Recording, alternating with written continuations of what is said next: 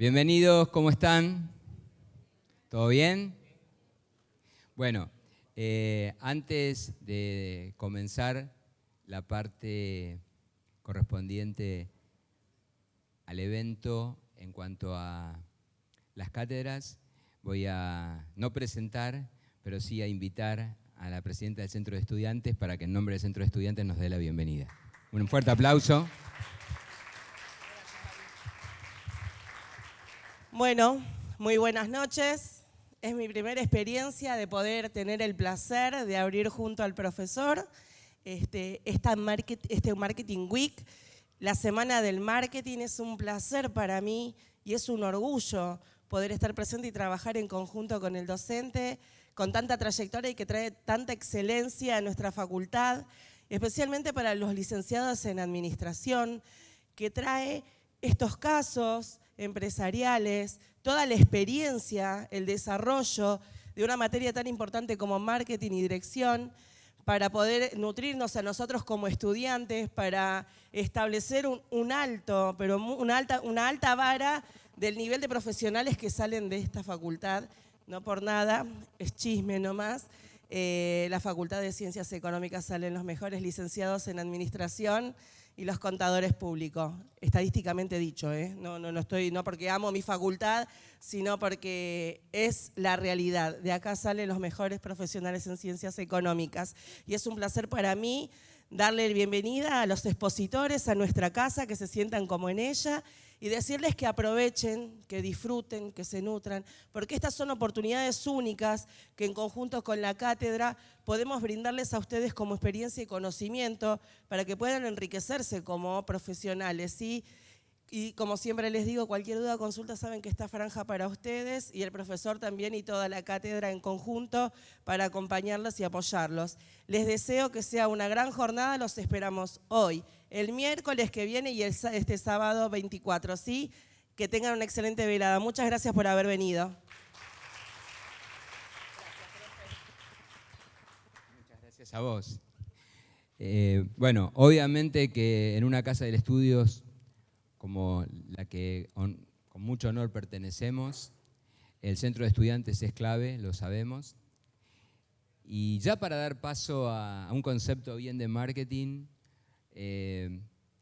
obviamente que quienes pensamos que el marketing es una filosofía de vida, para mí trasciende netamente el terreno empresarial, se aplica a todo. Creo que como filosofía de vida es hacer feliz al otro. Las personas que trabajamos en marketing tenemos que pensar permanentemente en buscar soluciones. Y sin lugar a dudas, la figura que podemos expresar es trabajamos para el cliente. Entonces en una universidad trabajamos para el cliente, que es el alumno.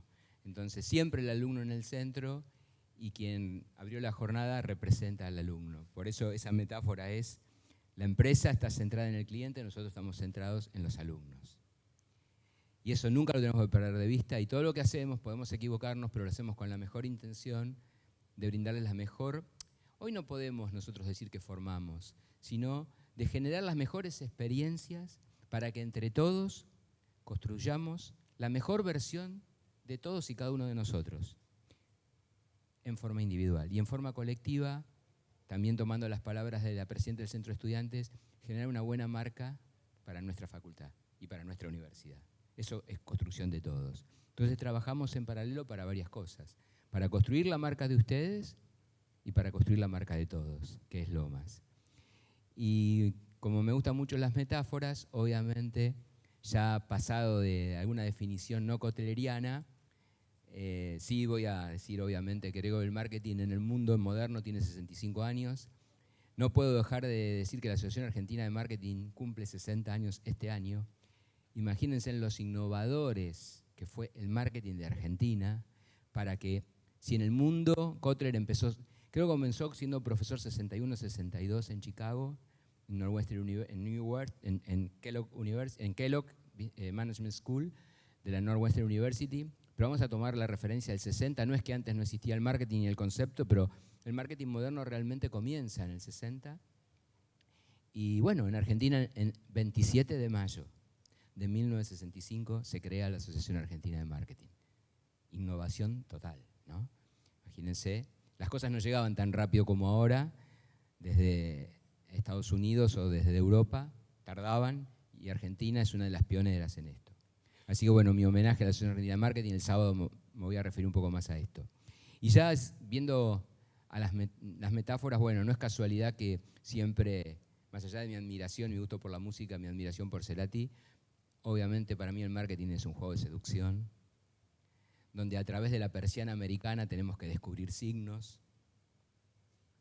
tenemos que desafiar rituales y tenemos que construir un puente o muchos puentes que nos conecten con los consumidores, con los clientes. Así que bueno, para mí es un honor. Básicamente, esta jornada comenzamos, yo creo, tengo que recordar, yo cursé marketing primero en la UBA, en un máster, en un posgrado, perdón, en ese momento no había máster, y después la cursé en Lomas, aunque la podría haber tenido aprobada porque ya estaba graduado, pero bueno, no, quise hacerla y desde ese momento muy vinculado, y esto ya pasaron muchos años, yo no había nacido, no, pasaron más de 4 décadas, entonces desde ese momento siento que Lomas empezó a trabajar en marketing muy fuerte y hace mucho hacemos muchos eventos. Tenemos una larga tradición en marketing, pese a no tener una carrera de marketing, pero sí a través de nuestra licenciatura en administración. La agenda que hemos preparado para esta semana comienza un poco con el porqué, que ya se los expliqué a ustedes, y siempre para ceder tiempo a los disertantes no lo vuelvo a decir, pero lo podría resumir porque nuestro propósito básicamente es brindar a la comunidad lo mejor que somos capaces de dar, y entiendo que el marketing para mí es un arte, pero también es ciencia, pero sobre todo creo que el marketing trabaja para una sociedad mejor, o por lo menos debiera hacerlo en las buenas prácticas. Y creo que toda difusión que se haga del marketing es para una sociedad mejor. Entonces me parece que obviamente Lomas tiene que estar presente en esto y también en la formación profesional. Voy a dejar para lo último presentar al primer disertante de hoy. Luego de Esteban vamos a tener el marketing que conecta. También un gusto recibir a María y a Eli. María ya estuvo con nosotros. Eli, bienvenida la primera vez. Espero que te lleves una buena imagen de nuestra facultad. El día sábado vamos a arrancar tempranito, 8:45, con una persona que estimo mucho. Él tuvo la gentileza de hacerme una entrevista y entonces yo lo volví a invitar y me dice, Gabriel, me gustaría que vos me hagas una entrevista. Yo ya había tomado ese compromiso y obviamente cuando él me lo solicitó dije, cuando quieras te hago la entrevista, así que voy a hacer una entrevista a Gregorio Sidar, una persona muy conocida en marketing. Él es digamos, director de marketing y vicepresidente de su laboratorio, que es Laboratorio Beta, una empresa familiar, y a su vez también es profesor de Dirección General y de Estrategia en la UCA, y digamos es como la persona que recibe el legado de Guillermo Storni, una persona muy conocida. Fue la mano derecha de él durante mucho tiempo en las cátedras. Y también ustedes van a tener oportunidad de hacer preguntas, así que eso viene muy bien. Luego nos va a saludar por videoconferencia, porque justo tiene un compromiso, después el sábado voy a aclarar, Guillermo Storni, no hace falta que lo presente.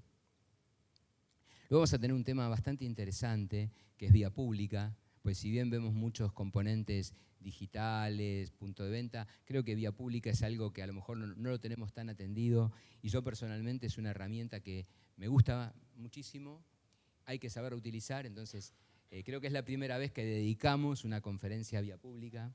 Luego vamos a tener las palabras del presidente de la Asociación Argentina de Marketing, luego el director ejecutivo de la Asociación Argentina de Marketing, que tal vez no pueda estar presente, así que vamos a tratar de que nos deje un mensaje sobre el final. El día miércoles, también una persona que yo admiro mucho, Claudio Messina, de Fantoche.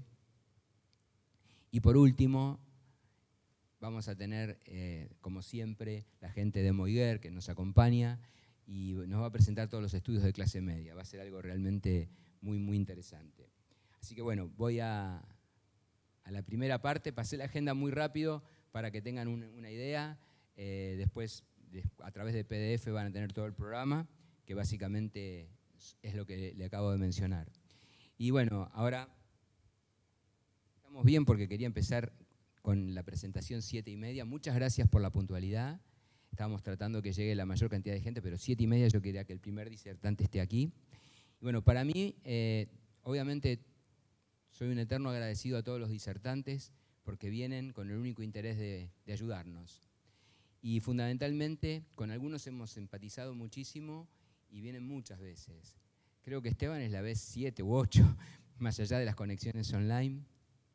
Pero bueno, es todo un lujo. Y unas pequeñas palabras sobre Esteban. Leer un currículum nunca me gustó. Voy a comentar algunas palabras que me salen con el corazón, ¿no?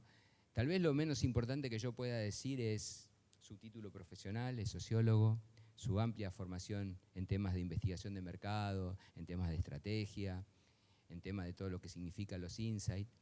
Lo que me sale del corazón decir es que, bueno, me siento muy orgulloso de todos los estudiantes y de todas las personas, y cómo no me voy a sentir orgulloso de mis hijas. Una de mis hijas tenía como un objetivo prioritario para la carrera de ella, era trabajar en marketing. Y no es sencillo trabajar en marketing, y quería trabajar en marketing en empresas de primera línea, y bueno, inició como ustedes su búsqueda, y hasta que tuvo la oportunidad de empezar a participar en un plan de jóvenes profesionales de Coca-Cola, difícil, y ingresa a la compañía. El director del área, el vicepresidente del área donde ingresa mi hija es Esteban. Y bueno, ni bien ingresa, yo le digo, bueno, Gaby, tenés que conseguirme a alguien para que venga a Lomas. Papá, recién empiezo.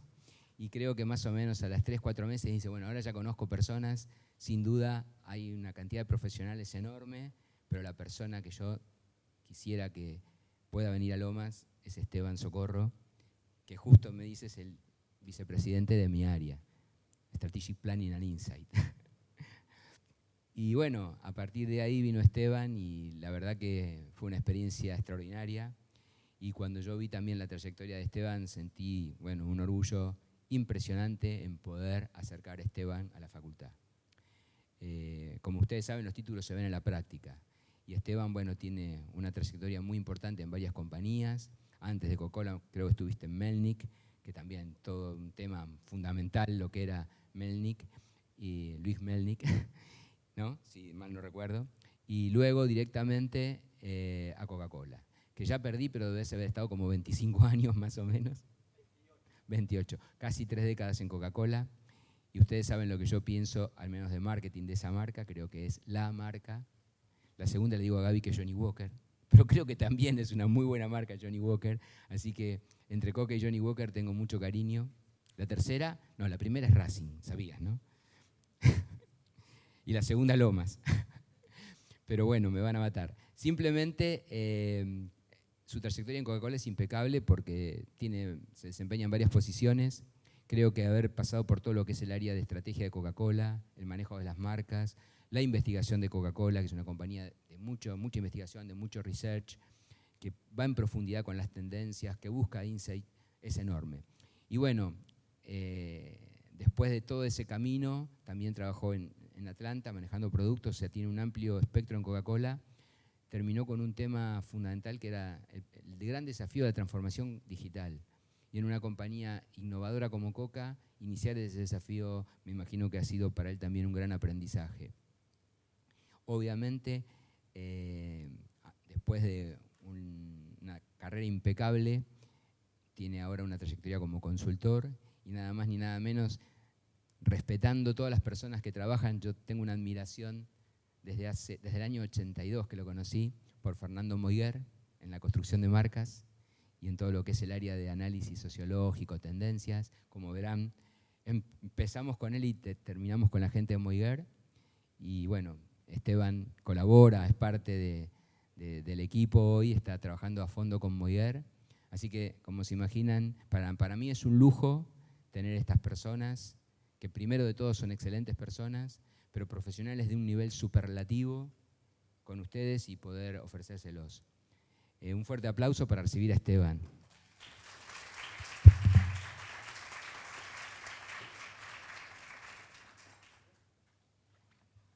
Y bueno, vamos a empezar. ¿Cómo andan? ¿Todo bien? Para que ponga tu presentación. Sí. Sí, ponela porque yo la tengo acá. Y acá tengo el PASAC. ¿Se escucha? Bueno, primero que nada, gracias por invitarme de nuevo, ¿sí? Para mí realmente es un honor poder estar acá. Lomas es como mi segunda casa, mi segunda facultad, ¿sí? Yo estudié en la UBA Sociología y como siempre digo, lo digo todas las veces que vengo acá y no me voy a cansar de repetirlo. Mis abuelos vinieron de España, panadero, carnicero. Mis viejos, primera generación de profesionales, gracias a que había una universidad pública que los recibía, los educaba, pudieron progresar. A mí me mandaron a un colegio privado, pero después cuando estudié sociología fui a una universidad pública que me abrió las puertas y gratuitamente me dio educación. Y esa educación me permitió entrar a una corporación, hacer toda una carrera internacional. Y de alguna manera esta es una pequeña, muy pequeña devolución hacia algo que la Argentina tiene de diferencial, que es, y de integrador y de igualador, que es la universidad pública. Creo que no hay que olvidarse de esas cosas, ¿sí? Uno, una Argentina receptiva a inmigrantes que vinieron a laburar, una Argentina receptiva a los hijos de los inmigrantes para que pudieran estudiar y progresar. Y nada, y estemos orgullosos de esa Argentina que tenemos un montón de defectos, pero que por lo menos somos receptivos, somos igualadores, somos auténticos y damos oportunidades a quien se esfuerza, a quien tiene ganas, le damos la oportunidad de progresar y de ser mejor. Así que yo cada vez que me inviten voy a tratar de venir, a veces no se puede, pero es el pequeño granito de arena que uno entrega como devolución a lo que a uno le dieron. Así que no me agradezcan a mí, es simplemente un placer y un honor para mí poder estar acá, devolviendo de alguna manera lo que a mí este país me dio. Así que, primero que nada eso.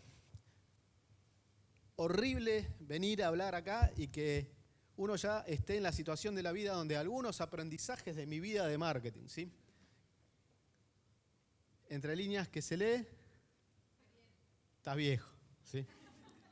Estás viejo, ya está, ¿sí? Empezá a contarlo cómo fue tu vida. Y ahora que me entero que la Asociación Argentina del Marketing nació en 1965, digo, la puta, yo nací en el 69, o sea, básicamente soy tan viejo como el marketing argentino, así que casi que les puedo contar toda la historia, ¿sí? Lo bueno, ¿sí? Lo bueno es que hace poco salió una serie que calculo que ¿lo vieron todos? Y hay una frase que todos los que tenemos más de 50 la agarramos, dije, esta es la frase, ¿sí? Lo viejo funciona, ¿sí? Todos los que tenemos más de 50 nos queremos aferrar a eso, queremos que lo viejo funcione. ¿Por qué? Porque de alguna manera nos da entidad, nos da vida, nos da posibilidad de decir, ¿sabes qué? Sigo siendo útil para esta sociedad. Y mi primera impresión fue decir, lo viejo funciona. Empecé a pensar un poquito y después dije, no, lo viejo no funciona. Si les digo a ustedes que lo viejo funciona es lo peor que puedo estar haciendo. Y por favor, no crean que lo viejo funciona. Nunca se planteen en su trabajo pensando lo viejo funciona, ¿sí? Aunque funcione, ¿sí? Porque la frase esta que fue dicha en esta serie dice, lo viejo funciona cuando se destruye todo, cuando hay una invasión de aliens, no funciona nada de lo que funcionaba antes, lo viejo funciona. Y sí, prender con piedritas el fuego funciona, ¿sí? Pero mejor prenderlo con gas o con electricidad o que ni siquiera haga falta fuego porque hay calefacción, ¿sí? Pero bueno, de alguna manera voy a tratar de contarles mi historia con el marketing, cómo experimenté el marketing a través de mi vida, en diferentes momentos, contados desde mi experiencia, y tratar de ver si efectivamente lo viejo funciona o no funciona, o qué funciona de lo viejo, aunque no debamos repetir lo que ya hicimos. Porque si spoileo el final,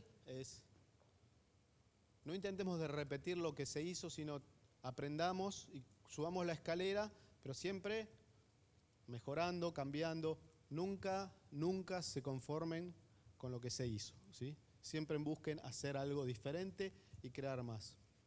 A partir del saber y del aprender de lo que pasó. Cuando dije lo viejo funciona, puse lo viejo funciona en marketing y me empezaron a salir cosas viejas. Entonces yo digo, un doctor diciendo que los Lucky's te irritan menos la garganta y que por eso son mejores, ¿eso funcionaría ahora? No. Ni tampoco la investigación que dice a la mayoría de los doctores les gusta y prefieren Lucky. Y ni hablar de poner bebés diciéndole, papá, fumate un Lucky, ¿sí? Digamos que si digo lo viejo funciona y tomo este parámetro, lo viejo no funciona. ¿Y por qué no funciona? ¿Por qué? Porque evolucionamos. ¿Un poquito más? Porque aprendimos que no estaba tan bien seguir estos métodos. ¿Qué es lo que no funciona exactamente de esto? La sociedad va cambiando, está muy bien. ¿La qué? ¿La imagen? Pero, a ver, pero pensemos así. La imagen, ¿por qué? Pues son médicos, ¿no? Y bebés, ¿sí? Pero, ¿no hay marketing con viejos y bebés hoy? ¿Y cuál es el mensaje?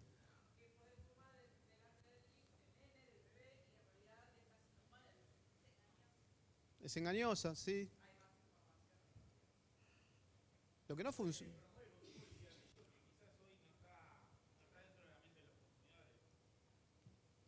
¿Y qué es lo que no funciona entonces en esta campaña?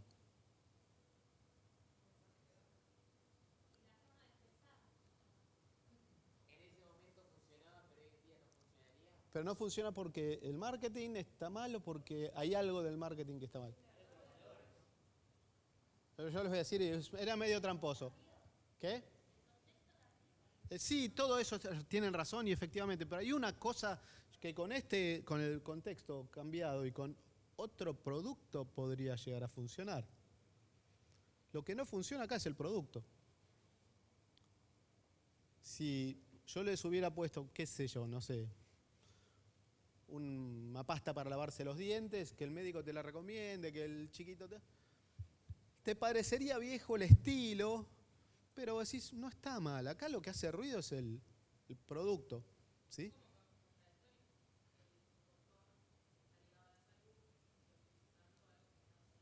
Exactamente, es contradictorio, pero es contradictorio por el producto, porque hoy el producto está percibido como malo.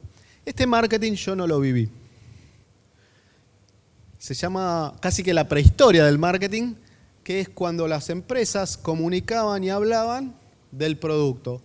Básicamente ese marketing habrá existido desde los 40 hasta que se creó el marketing profesional, hasta el 65, 70, 80. Ese marketing que estaba focalizado en contarte, mira, el producto es así, funciona de esta manera, tiene todas estas funcionalidades, ¿te gusta? Si vieron Mad Men, van a ver que antes el cigarrillo hablaba mucho del producto y por eso hablaban médicos, porque hablaban de la calidad del producto, ¿sí? Y las características del producto, pero no hablaban de la marca, ¿sí?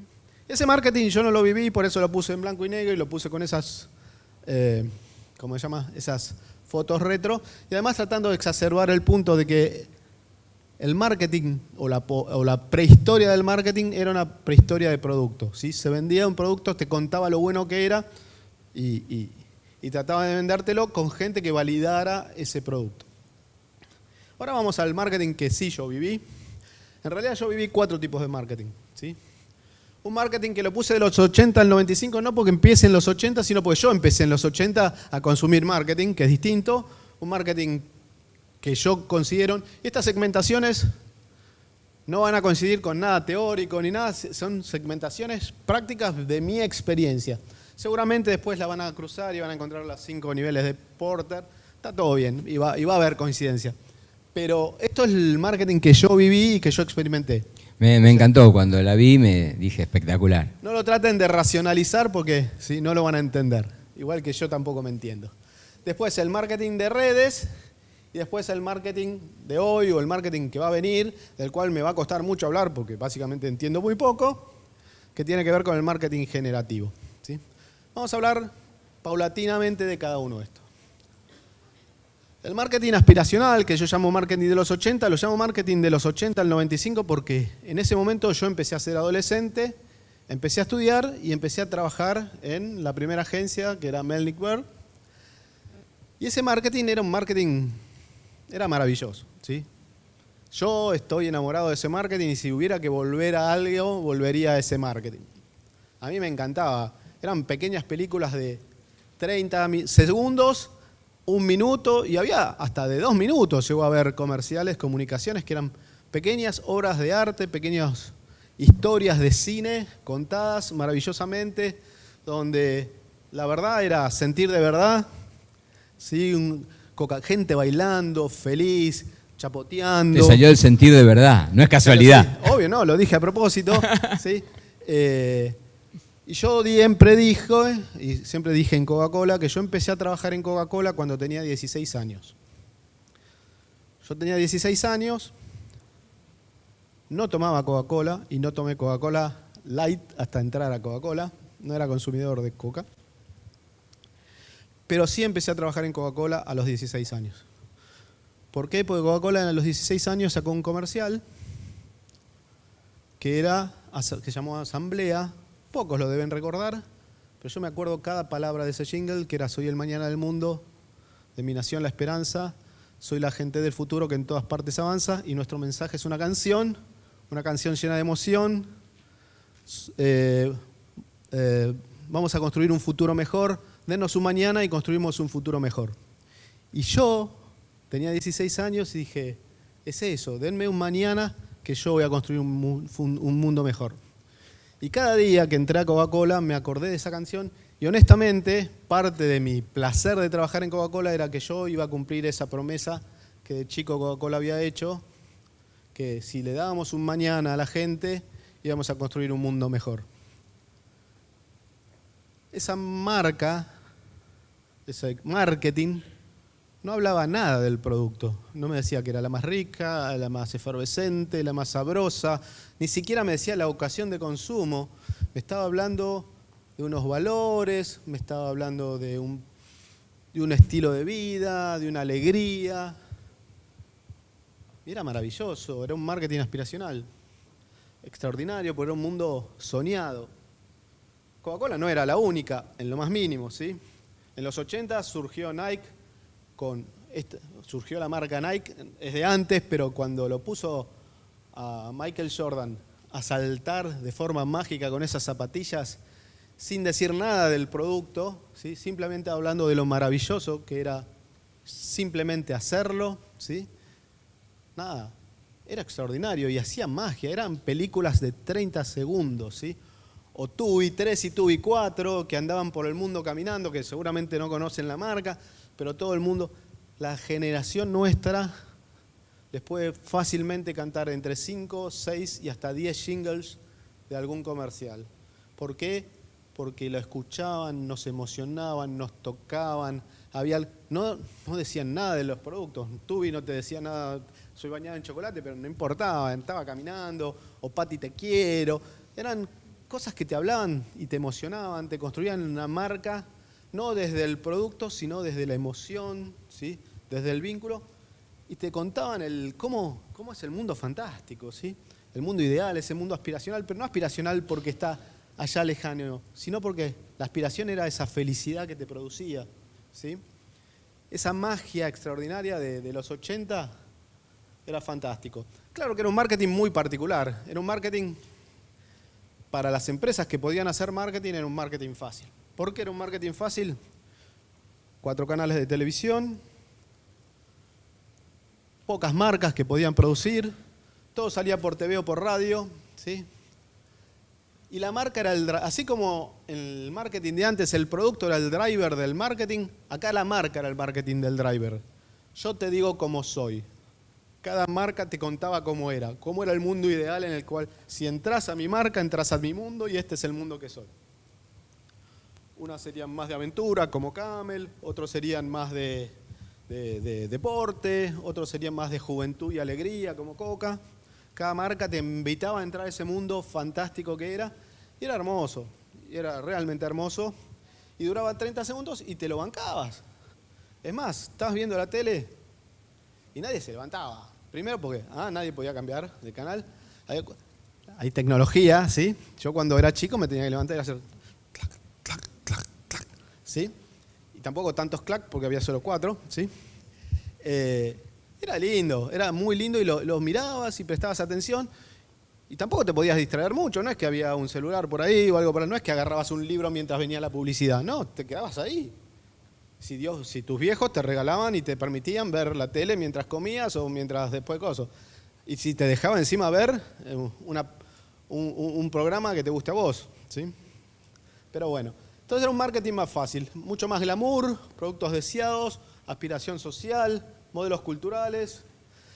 Las estrellas tenían mucha participación, había mucho personaje, ¿sí? Susana, ¿sí? ¿Se acuerdan de Susana? Pero Susana cuando vendía shampoo, cuando vendía, ¿sí? Estaba el Contra, también haciendo publicidad de, ¿cuál era? De Añejo W, no te va a gustar, ¿sí? Había un montón pero las estrellas eran importantes, ¿sí? Salvo marcas como Coca que simplemente te contaban un mundo ideal y trataban de no meter estrellas, aunque Coca hizo su publicidad con el Diego, tomándose la Coca hasta el fondo, y probablemente sea una de las publicidades más recordadas de la generación, ¿sí? Hay algo muy recordado y sobre todo algunas que van a la cancha, por ejemplo, digamos, tenemos muchos, pero me tocó a mí ser parte del equipo de Patalgina, Me Siento Bien. ¿Me siento bien? Cambió la vida del producto el Me Siento Bien, con Fontova, ¿no? Lo otro obviamente era un marketing costoso y lento. Un comercial, 6 meses, ¿sí? La decisión de la inversión que hacemos, el creativo. Y no era tanto por los estudios que se hacía, de vez en cuando se hacía un focus group, nada, pero era costoso, lento, no cualquiera podía pagar un comercial, no cualquiera podía ponerlo en el aire, nada. Con lo cual había poco acceso, poca competencia, y los datos que se tenían eran básicos, ¿sí? No había muchos datos. Se hacía algún focus group, empezaban las agencias de investigación a medir algún tipo de performance, pero no performance del comercial, performance de la marca, o si le gustaba de repente hacia finales, hacia los 95, surgió Ipsos con su tracker de medición, pero básicamente lo que te medían era la marca y si la gente recordaba la marca, pero no había mucho, ¿sí? No había mucho, había cuantitativo, pero no había mucho. Este mundo era hermoso y es maravilloso, y es lindo, pero mis hijos ninguno ve ningún comercial de nada, en ningún momento, en ningún lugar, nada. ¿Sí? Tienen 12 y 15 años, ni loco ven un comercial, por más lindo que sea, y si lo ven una vez y ya está. Es más, el de Colapinto, que estuvo bueno, el de Mercado Libre, bueno, se los vieron porque se los puse yo, ¿sí? Le digo, mira qué bueno, sí, está bueno, y viste que le bajan para, como estaba grabado antes, ¿sí? Le bajan el visor para que no se le note el lip sync, con lo cual lo grabaron antes y después por atrás le marcaron. Ni les interesó nada. Boludez total, cosa de viejos. ¿Sí? Yo tratando de decirle que lo viejo funciona y a ellos no les interesa. Después vino este marketing, que sí, este marketing lo viví ya desde adentro, trabajando en marketing. Empecé a trabajar en marketing en el 95, probablemente en Melnik. Después trabajé 6 meses en Craft Suyar, que tenía Marlboro por otro lado ahí en Conectado, y en el 96 ya empecé a trabajar en Coca. Este marketing es distinto, no es el mismo marketing. Y tampoco es que el marketing fue un cambio de un día para el otro, sino que fue un cambio secuencial. Un cambio secuencial en donde las marcas se empezaron a dar cuenta de que ya no es contarte cómo es el mundo en el que quiero que vivas, sino yo empiezo a querer entender cómo vivís vos. Y empiezo a querer reflejar cómo sos vos. Se los voy a decir un poco en Coca-Cola, ¿sí? Coca-Cola hasta más o menos el 95, 93, ¿sí? Era mucho este sentir de verdad, la alegría de vivir, ¿sí? Mucha vida, muy lindo. Pero de repente Coca empezó a segmentarse. empezó la primera segmentación que era, yo tengo dos segmentos. Uno son los adolescentes. Si podés tratar de tener el micrófono cerca, porque como lo están grabando, Perdón. están filmando, no pasa nada. Uno son los adolescentes y otros son las madres que compran para las comidas. ¿Por qué? Porque Coca cambió su producto, empezó a crear el empaque. Pensé que el primer empaque familiar de Coca fue de 750 centímetros cúbicos allá por el 70. Y para el 95 ya teníamos el de 2,25 litros. Y ese era el empaque familiar. Entonces, el que más consumía probablemente era el joven, el adolescente, pero la que compraba era la madre. Entonces había que empezar a hablarle a la madre. Entonces había que empezar a entender la diferencia entre la madre, qué es lo que siente la madre cuando pone la mesa, qué es lo que le trae, empezar a conocer más a ese consumidor, empezar a tener insights y más que hablarles de ese mundo ideal, hablarle un poquito de su mundo. Obviamente idealizándolo, pero hablando un poco más de su mundo, teniendo el insight como la fuente de conexión. En la Argentina esto se exacerbó con la crisis del 2001. En realidad ya con la caída en el 98, la crisis del 98, empezaron a caerse las cosas y empezó a haber una runfla donde el marketing tan vistoso no funcionaba, ¿sí? ¿Por qué? Porque la sociedad estaba viviendo una cosa que era muy diferente. Y eso se verificaba, y yo por eso puse acá ejemplos de series, aunque puse series internacionales. Acá empezaron todas las grandes series de polka, ¿sí? Campeones de la Vida, Gasoleros, ¿sí? Todas esas series que empezaban a hablar del tipo común, ¿sí? El tipo de barrio, muy cercanas, y que estaban muy distantes de ese mundo global y mágico que le vendían las marcas. Entonces las empresas que empezaron a sentirse distantes y empezaron a ver que se generaban esas distancias y empezaron a aparecer estas marcas B, estas Vibrant, tuvieron que empezar a tratar de entender un poquito más. Y entonces ahí es donde, para mi fortuna, como sociólogo trabajando en una corporación, ¿sí? A mí en la facu me dijeron que se iba la bandera roja, yo la seguí. Lo único que no me acordaba que era con la hoz y el martillo, acá le metí. Pero bueno, son desviaciones erróneas. Un sociólogo empezó a explicarles a Coca, ¿sí? Qué estaba pasando en la sociedad.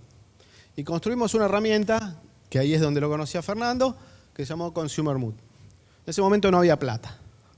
No había plata para nada, para hacer mucho estudio, con lo cual lo que hacíamos era leer los diarios, mirar la economía, mirar las series de televisión, algún que otro etnográfico, algún que otro grupo, un cuanti muy livianito para ver si se verificaban las cosas y empezamos a explicarle a Coca-Cola cuáles eran los insights que iban saliendo. Pero los insights no eran solo insights de qué le pasaba a la gente, sino también del tono de la comunicación, cómo había que bajar el brillo, cómo de repente, no sé si se acuerdan, seguramente no se van a acordar, busquen después en redes un comercial que se llama Rosa, que es un comercial de Coca-Cola de fútbol, donde hay un chico... Me acuerdo. Que va, saca la remera del lavarropas, en un lugar bastante humilde, no, clase media, ¿sí? Y se le distinguió la remera, que era roja, y de repente era rosa. Entonces fue a jugar al potrero, y vio gente jugando, y le dijeron, bueno, Rosa, vení para acá, y le empezaron a llamar Rosa. Y mientras tanto, obviamente que sonaba de fondo, Rosa, Rosa la maravillosa.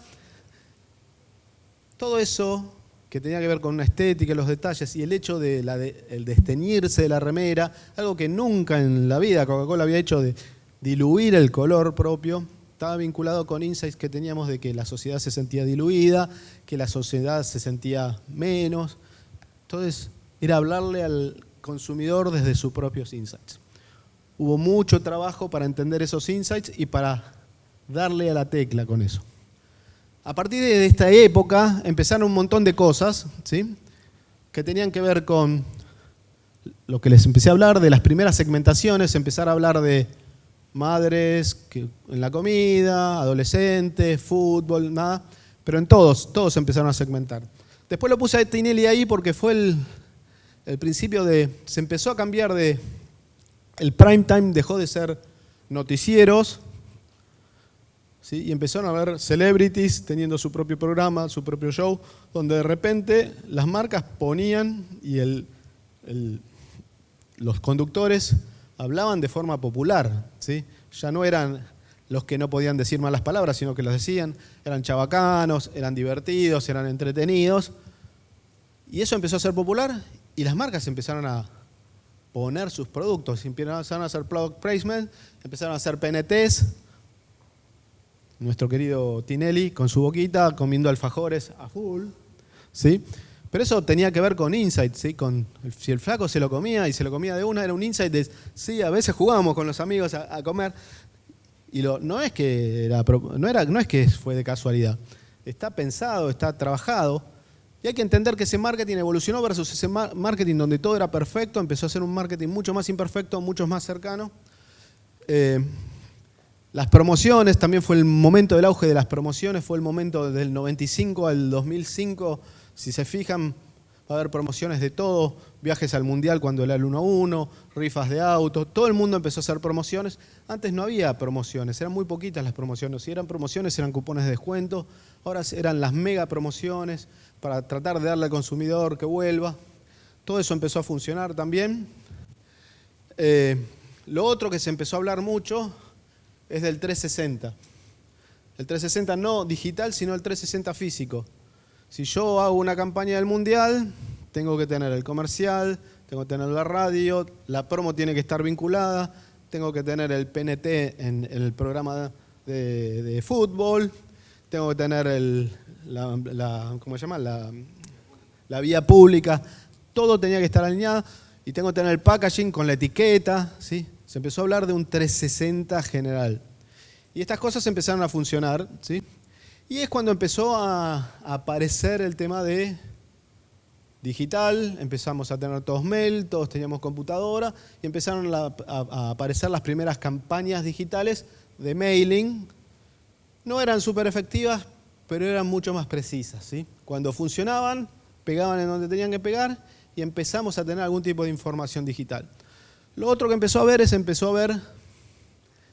la importancia de los datos empezaron a ser cada vez más relevantes. No alcanzaba solo con hacer una medición y ver cómo funcionaba, sino también, bueno, empezar a recolectar los datos y empezar a medir.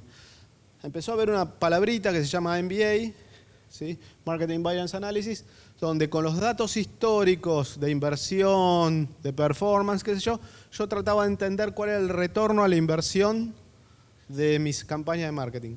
La gran discusión en este momento, sobre todo en épocas de crisis, era, yo invierto mucha guita, ¿cómo me vuelve?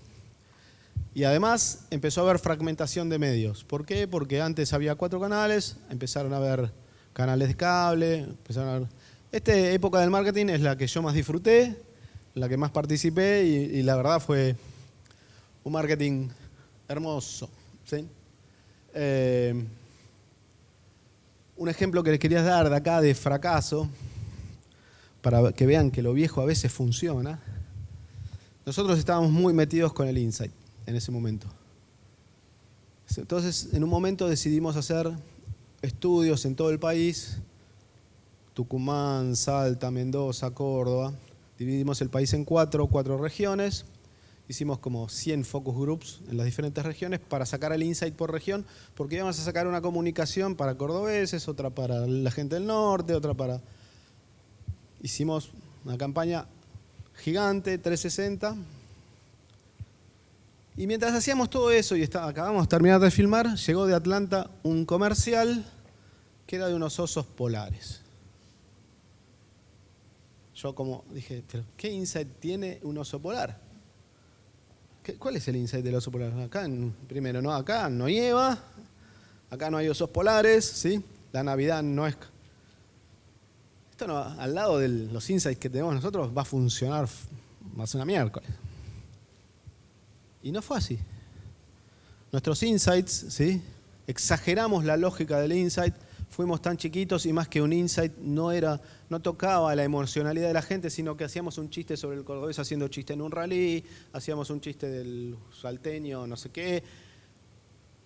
Y no tocaba la fibra, no tocaba la emocionalidad, lo que tocaban los comerciales de antes. El comercial de los osos polares la rompió. Le encantó a la gente ver ese osito divino, hermoso, que estaba la mamá con el hijito y tomando una Coca-Cola ahí. Nada, y era la ternura máxima llevada a la expresión máxima, y eso era Coca-Cola y nada. Y todos mis insights, o lo que yo creían que eran insights, no sirvieron para nada porque había algo muy superador. Capaz venía de la vieja escuela, pero era mucho más efectivo. Con lo cual, a veces lo viejo funciona dependiendo del contexto, ¿sí? Este marketing, yo en el 2011, 2012 escribí un paper hablando de que el marketing había muerto. Me equivoqué. No en el análisis que había hecho, sino en la conclusión que había sacado. Todo el análisis que había hecho tenía razón en el sentido de que, ¿por qué decía yo que moría el marketing? Porque la segmentación había pasado una fragmentación enorme y entonces yo tenía Coca, Coca Light, Coca Cero, Coca Life, ¿sí? Tenía que publicitarla en 450 canales de televisión diferentes. El presupuesto se me iba la miércoles, no alcanzaba a hacer ninguna campaña en serio de verdad, integrada. Nada, y decía, y encima no mido cuál es la efectividad, cuál es el retorno de esto que estoy haciendo. Entonces el marketing murió, o sea, por ineficiente, porque no tengo la capacidad de medir lo que... Y el SEO me está pidiendo, decime cuál es el retorno, no me segmentes más, te estoy tirando plata, plata, plata. Y entonces yo pensé que el marketing había muerto. También pensé que el marketing había muerto porque el marketing empezaba a tener un tufillo de mala palabra. ¿Por qué? Porque te decían, y eso es marketing, ¿sí? No, eso es marketing, ¿viste? Es como, te están mintiendo. Hay una película que se llama el Gol, ¿no? Bueno, no me acuerdo, ¿sí? Pero básicamente era un tipo que vivía mintiendo, decía, envasemos aire, pongámosle una botella. Es más, hay una parte de la película, son los dibujitos, envasemos aire, lo ponemos en una botella, lo ponemos en una etiqueta y se lo vendemos a la gente como si fuera aire puro y la gente lo va a comprar porque la gente compra cualquier pelotudez que le pongamos uno y lo ponemos en la televisión y funciona. Bueno, el riesgo del marketing estaba empezando a suceder y nada. Y yo no le veía la solución, entonces yo decía, el marketing murió, ayudemos a que el marketing se transforme. Claro, yo no soy un avanzado en tecnologías, aunque trabajé en transformación digital. Se estaba viniendo algo que era mucho más fuerte, mucho más intenso. Y efectivamente, probablemente el marketing que yo había vivido y que había ayudado a construir estaba transformándose en otras cosas que está más vinculado con esto, con el marketing de redes. Yo pongo el 2008, porque en el 2008 pasan dos cosas. Empieza la combinación de iPhone, el primer celular inteligente, y Facebook, se juntan ahí y nada. No es que en el 2008 empezó todo esto, pero ahí la semilla de lo que empezaba a suceder estaba germinando. Yo en ese momento no lo vi, probablemente maduró mucho después, pero en el 2008 empezó esa semilla de lo que empezó a hacer esto, ¿sí? Obviamente la explosión de las redes sociales, el usuario como driver del marketing, y cuando me refiero al usuario es ya las marcas no te cuentan su mundo ideal, ya las marcas no te dicen cómo sos, ahora es el usuario que le dice a la marca, ¿sí?, cómo es la marca. Empiezan a ver los influencers que compran productos, que hacen el unpacking, ¿sí?, que te muestran, mira cómo es esto, cómo funciona. Entonces ya, ¿sí?, y te empiezan a decir, y te empiezan a hacer publicidades de vos mismo, ¿sí? De repente el contenido lo empieza a generar alguien que no sos vos, no es el director de marketing. Si antes les decía el director de marketing, mirá qué lindo esto que hicieron no, me sacaba cagando, ¿no? Y los pantones de color no los respetan. Es más, yo les voy a decir, en el 2002, ¿se acuerdan la publicidad para todos? ¿Sí? Para todos de Coca-Cola. Para los gordos, para los flacos, para los ricos, para los altos, Esa publicidad vino de un director creativo, probablemente uno de los más grandes más reconocidos y más persona más divina que él no hay, que se llama Martín Mercado. Coca-Cola estaba perdido, durante 3 meses Coca-Cola no tuvo publicidad en el aire y no sabíamos qué decir en el medio de la crisis. Y viene este chiquito, es un poquito más grande que yo, pero más o menos debe estar en la misma edad, y viene de Macán, que estaba por perder la cuenta, y él dice, para mí hay que decir esto. Y el director de marca Coca-Cola mira eso y dice, no, eso no es Coca-Cola, ¿quién te dijo que hagas esto? Eso. Yo tuve la suerte de estar justo en el momento justo, en el lugar justo, y lo vi y dije, esto me encanta, para mí hay unos errores. Igualmente mi opinión no importaba mucho. Por suerte el director de marketing, que era belga, dijo, a mí me encanta, y lo pusieron igual, y terminó siendo un éxito. ¿Sí? Para mí uno de los mejores comerciales de la historia de la publicidad argentina. Es el día de hoy que creo que está en Estados Unidos una reversión. Esa lógica de para los gordos, esa lógica fue algo que quebró y que se utilizó después de miles de maneras y todo. Seguramente vos tenés 10.000 veces más información que yo, pero para contextualizar era un momento donde obviamente no había dinero para producir comerciales y menos para pautar y demás. Y bueno, me pareció una genialidad de la creatividad, porque además ese comercial en términos de recursos, vos me podrás decir, pero es casi tendiendo a cero. Lo hizo él. Las chapitas de Coca-Cola. Lo hizo él con sus propios recursos, pues fue una propuesta de Macán hecha con sus propios recursos. Igual el problema nunca fue la plata. Lo mágico de eso es que los consumidores acababan de cerrarles todas las cuentas del banco, que no tenían un centavo, que no sabían qué hacer, ¿sí? Lo que vieron fue que Coca-Cola tampoco tenía un centavo, ¿sí? Y que entonces hizo un comercial lo más austero posible y dijeron, esta marca me entiende, ¿sí? Esta marca me está hablando a mí, está hablando para el que tiene plata, para el que no tiene plata, y le estaba dando opciones, la chiquita, la grande, la mediana, la gorda. Lo mágico fue que le habló al consumidor desde el consumidor. Fue un insight extraordinario, que a veces el insight no sale de un research, muchas veces sale de un creativo que tiene la sensibilidad, un brand manager que tiene... Nada, el insight no tiene por qué salir de un proceso de investigación. El proceso te puede ayudar, pero el insight, es más, puedes hacer todos los procesos como hicimos nosotros de Córdoba, San Juan y no sacamos un corno de insight. Nada, tiene que haber una sensibilidad, es una mezcla, y ahí es donde parte el arte del que hablaba Gabriel, ¿sí? Pero bueno, acá empieza a ver la sensibilidad, ya no sos dueño de tu propia marca, sino que otros empiezan a hablar de tu marca.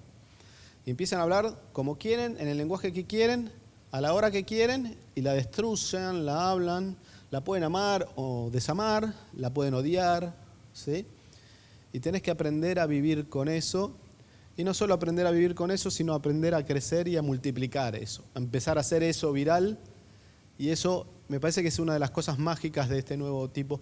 Después lo otro, desapareció la tele. ¿Sí? La tele se fragmentó, la pantalla boba se fragmentó en 1000 pantallas inteligentes que todos tenemos en la mano. Con lo cual, nada.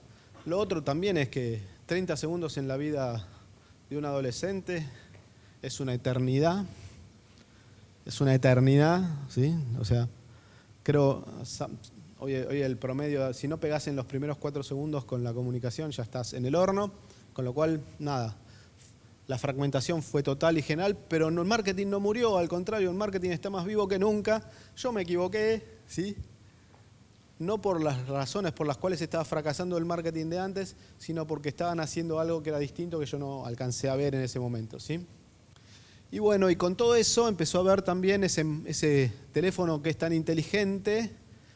No solo es inteligente por lo que nos recomienda, sino que es inteligente porque nos empieza a generar información sobre nosotros que ni nosotros mismos sabemos. Y toda esa información empieza a ser performance marketing. Y entonces ahora sí puedo medir la efectividad de cada campaña, puedo saber a cuánto llegué, cuál es mi funnel de conversión, cuánto tardo en convertir, cuántos llegaron al clic de casi que lo compro pero no lo compro, cuántos terminaron comprando, cuántos terminaron teniendo una buena experiencia, cuáles son mis haters, pero también cuáles son mis lovers o mis apasionados, que no solamente van a propagar mi marca, sino que la van a hacer mucho más fuerte de lo que yo pudiera hacer si hago un solo comercial. Nada, el marketing cambió, empezó a tener contenido viral.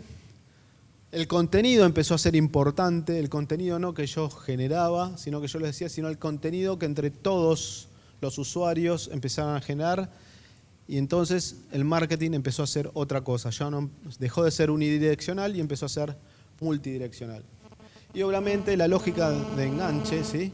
de engagement, vinculada con no solamente para poder tenerlo enganchado, tengo que permitirle a la gente que juegue, que se divierta, que haga cosas, ¿sí? Y es clave, ¿sí? Seguir a cada uno. Y de alguna manera en esta etapa también muere el research de antes.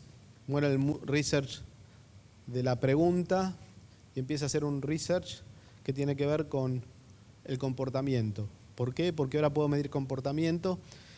Y también muere un research de la segmentación sociológica, yo lo llamo. ¿Por qué? Porque ¿por qué segmentábamos antes? ¿Por qué segmentábamos madres, nivel socioeconómico alto, bajo, mediano? ¿Para qué segmentábamos? Para llegar a cada uno de una determinada manera. ¿Por qué? ¿Por qué?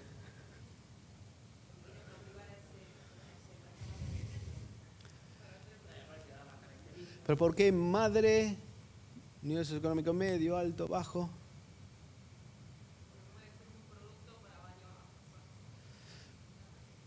Estamos ahí rondando. En realidad es porque yo segmento de esa manera, porque de alguna manera creo que les puedo comunicar, porque creo que ellos van a ser los que van a terminar comprando. Y entonces yo defino mi target van a ser jóvenes de 18 a 25 años que consumen esto y esto. Y teóricamente, sociológicamente es real eso. En la práctica, yo trabajé en digital, en Wabi, con lo cual, en la práctica no me importa, ¿sí? Yo con herramientas, ¿sí? De Mercado Libre, con herramientas de Rappi, qué sé yo, vos sabés que los que te compran son estos, ¿sí? Que están acá, ¿sí? Que de casualidad son de nivel socioeconómico alto, tanto nivel, pero hay gente de nivel socioeconómico alto, pero mi target es de 18 a 25, pero hay gente de 50 que te compra, ¿sí? Y hay gente que no tiene plata y que te compra. O sea, no necesito segmentar por cómo son, sino que los puedo segmentar por lo que hacen. Es una segmentación completamente, por eso digo, la segmentación sociológica del cómo son y por cómo son de una manera, creo que van a tener un comportamiento determinado, es una inferencia que hago, ya no la necesito hacer porque ahora tengo datos efectivamente como son, ¿sí? Entonces ya sé lo que hacen, con lo cual puedo ir directamente a los que hacen esto, les hablo, después veo cómo les hablo, y capaz no tengo que hablar del nivel socioeconómico, sino esta gente consume porque le gusta el Fernet Branca de esta manera y ya está. No importa la edad que tienen, no importa dónde están, nada. Pero sí sé, puedo segmentar, yo sé que los de viernes y sábado, después de las 7 de la tarde, en Rappi, por decir una Rappi, cualquiera pedido ya o qué sé yo lo sé por Wabi en su momento, los viernes y sábado, a partir de las 7 de la tarde, el porcentaje de venta de gaseosas baja a 1/3, el porcentaje de bebidas alcohólicas crece 300%. Y sé quiénes los compran. Y sé que es viernes y sábado, con lo cual no sé qué segmento sociológico es ese, pero sé que viernes y sábado, a partir de las 7 de la tarde, la gente empieza a buscar bebidas alcohólicas, y eso es hasta las más o menos las 12 de la noche, y después no lo sé porque dejamos de entregar y todo eso. Pero se entiende, o sea, antes tenía segmentaciones sociológicas porque eso me infería un comportamiento. Ahora, como tengo el comportamiento capaz, no necesito tener esa segmentación sociológica. Sí puedo tener insights de esos que se comportan así, pero no necesariamente necesito una segmentación sociológica. Y bueno, y pasamos a este último marketing, que es un marketing intuitivo, porque no sé si es esto lo que se viene. Es como hablarles de algo que sé poco, pero me gustaba llamarlo marketing generativo. Lo podemos patentar. Está bueno, yo cuando lo vi está muy bueno. Lo patentamos, queda cool. Kotler te va a sacar un libro con eso. Pero le vamos a decir que el copyright, el reconocimiento es para Socorro. Pero viste que Kotler se quedó con marketing 1.0. Sí, quedó antiguo, se quedó en el marketing Este está bueno. Se quedó en el marketing de plataformas, este es marketing de AI. ¿Marketing? Marketing generativo. Sí, así buenísimo. como está la AI generativa. Sí. No tengo ni idea Es una nueva época. Sonaba cool. Escúchame, este es tu nuevo paper. Puede ser, sí. Nada, acá hay algo que quiero traer que mencionó Gabriel y que me parece que sí es importante en esta nueva época del marketing. El marketing, por sobre todas las cosas, es humano. El marketing, por sobre todas las cosas, tiene que ser humano. Como humano va a ser tan malo y tan bueno como los humanos seamos, y va a ser utilizado tan bien y tan mal como los que lo utilicemos, ya sea para A o para B. Pero si el marketing no es humano, no va a conectar con otro ser humano. La AI nos ayuda a humanizar algunas cosas porque aprende de lo humano nuestro, pero siempre la mirada humana para mí tiene que estar, aunque nos ayude y nos reduzca el esfuerzo a un mínimo, tiene que estar eso. Tiene que estar ese Martín Mercado, que la sensibilidad, o sea, si no podemos llegar a caer en el error que cometimos nosotros haciendo todos los focus groups, pensando que con eso teníamos insights y pensando que AI ya me puso 2 gatitos llorando, agarrándose qué y un oso polar. El oso polar fue fantástico porque tenía algo humano que yo no supe ver, y acá también se va a ver, o sea, van a haber campañas y las van a distinguir que están hechas por AI, son hermosas, son mágicas, pero les falta algo. Y ese algo, o por lo menos dentro de la tecnología y dentro de mi deseo, capaz yo me equivoco y también lo humano se pierde o se interconecta con la máquina, y no lo sé. Pero en mi deseo ojalá siga siendo humano y que esa parte humana siga estando ahí. Nada, para mí cosas importantes de este mundo, ¿sí? Empezar a pensar el límite de lo ético y lo privado, terrible, eso es. Hoy en día, yo creo que estamos en el fin de la historia, pero no por el fin de la historia de Fukuyama, sino porque la historia se creó como un salto tecnológico de los seres humanos que empezaron a registrar datos e información, y a partir de ahí empezó a contarse historias, ¿sí? Y lo que quedaba grabado era lo que los seres humanos teníamos la capacidad de recibir, medir y quedar grabado, ¿sí? La historia evolucionó, siguió evolucionando, tuvimos capacidad de grabar más cosas, pero siempre era el ser humano el que tenía la capacidad de distinguir. El dato que se medía lo medía un ser humano y medía cosas que podía medir. Hoy en día estamos entrando en una etapa donde se miden cosas que nosotros no sabemos y que no tenemos la capacidad de discernir y se guardan de manera astronómica. Con lo cual el salto de información es tanto más grande que yo creo que se rompe la historia y empezamos a estar en una poshistoria. No es que la historia deje de existir, sino que lo que se viene es más loco todavía, o sea, porque va a haber hay información de cada uno de nosotros tan grande, tanta información que ni nosotros sabemos. Hoy en día probablemente la máquina sepa más de vos que vos mismo. Y en realidad yo puedo predecir cuál es tu consumo, yo puedo predecir cuántos hijos tenés simplemente mirando el recorrido que haces con tu celular, dónde parás, cuánto tiempo parás, ¿sí? ¿Tenés hijos, no tenés hijos? Si son mujer, si no son mujer, ¿sí? Y ya hay herramientas que te miden todo eso. Con lo cual, nada, la ética sobre el dato va a ser importante porque la privacidad se está perdiendo. Hay que ver si queremos o no perder la privacidad, nunca se sabe, capaz sea en beneficio. Y en ese sentido creo que cada vez es más importante desde lo humano que las marcas construyan con propósito, ¿sí? Construyan esa comunidad de propósito, no solo ese mundo ideal, sino ese mundo que quiero construir, ese mundo de valores que quiero que tengamos. Nada, para mí pasamos de un marketing del driver, ahora es la relación, ¿sí? Y cómo construimos lo que somos, marcas y consumidores, y empezamos a hacer este ecosistema omnicanal integrado. ¿Qué quiere decir eso? Es no solo tengo que tener omnicanalidad, sino que cada punto tiene que estar conectado y que si yo voy a un lugar, aprieto acá el botón y lo que está en el otro lugar sucede, nada, tiene que estar integrado. Y nada, no les puedo hablar mucho de esto porque no lo sé, es pura intuición, nada, hay gente que sabe mucho más.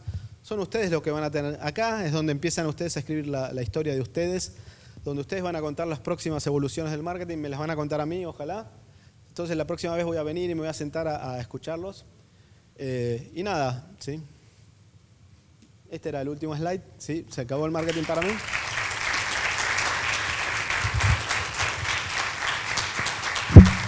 Y sé que tomé mucho espacio, pero me pueden hacer la pregunta que quieran, cuando quieran, de lo que quieran. Toma asiento, estás en tu casa. Dame un minutito que voy a poner... No, perdón, me quedaba este. Ahí está. Sobre lo viejo funciona es... Lo viejo no funciona. Pero lo viejo deja sedimentos que no se puede construir el futuro si no está ese pasado. No van a poder construir marketing si no tienen marcas que sean aspiracionales, que sean fuertes, que sean sólidas. No van a poder construir marketing sin insights, ¿sí? Sin esa parte humana. No van a poder construir marketing sin ese contenido que crean y construyen con el consumidor, ¿sí? Y seguramente no se va a poder construir marketing sin esta hiperpersonalización. Probablemente haya que hablarle de tu marca a cada una de las personas en el momento indicado, a la hora indicada, ¿sí? Pero esa hiperpersonalización tiene, desde mi punto de vista, que ser ética. No tiene que romper determinados límites donde esa hiperpersonalización rompe tu individualidad. Ese es el riesgo más grande de tanto hiperpersonalizar, yo voy a empezar a no dejarte ser vos quien sos y empezar a limitar tus elecciones, porque yo ya te digo qué es lo que vos tenés que consumir. Para mí ese es el enorme riesgo. Hiperpersonalicemos, pero no rompamos la individualidad de cada uno de los sujetos. Me había olvidado ese slide.